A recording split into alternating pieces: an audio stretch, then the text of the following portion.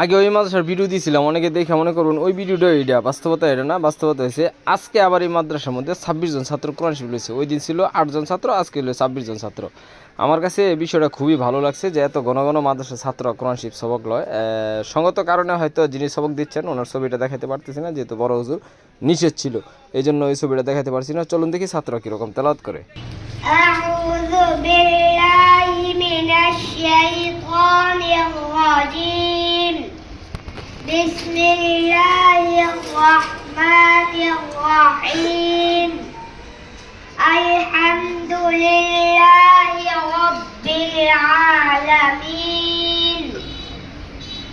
الرحمن الرحيم مالك يوم الدين إياك نعبد وإياك نستعين اهدنا الصراط المستقيم صراط الذين أنعمت عليهم غير المغضوب عليهم ولا الضالين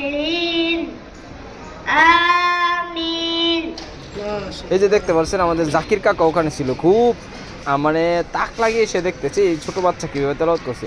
এত পিচ্ছি বাচ্চা যে এত সুন্দর তেলাওয়াত করতে পারে, এটা খুবই আশ্চর্যজনক একটা ব্যাপার। আপনি আপনার সন্তান অথবা আপনার ভাগিনা ভাতিজা যদি এরকম ছোটো কোনো বাচ্চা থাকে, তাহলে দিনী শিক্ষার জন্য আপনি বাছাই করে নিতে পারেন।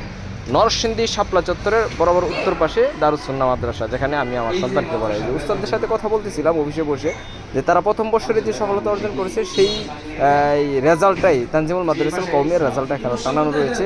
হেফজখানা এবং নাজারা বিভাগের যে পরীক্ষা দিয়েছে, সেটা ছিল হেফজখানার প্রধান শিক্ষক যিনি হাফেজ মাওলানা হেদায়েতুল্লাহ সাহেব, এবং মাদ্রাসার প্রিন্সিপাল আপনারা জানেন যে মাওলানা কাইম ইলিয়াস সাহেব। সকলে ভালো থাকবেন, আসসালামু আলাইকুম।